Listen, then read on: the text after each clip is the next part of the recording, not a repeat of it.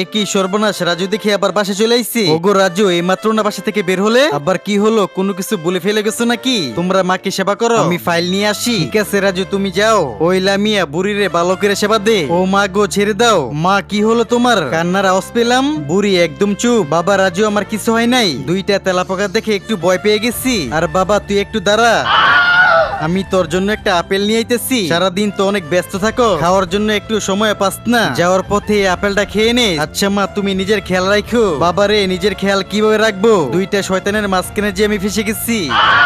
যেতে যেতে আপেলটা খেয়ে নেই। এ কি, আপেলের সাথে একটা চিঠি মনে হয়। বাবা রাজুরে, আমি মনে হয় আর বেশি দিন বাঁচবো না। তোর দুই সুন্দরী বউ আমাকে যে কোনো মুহূর্তে মেরে ফেলবে। চম্পা, বুড়িরে ভালো করে মার।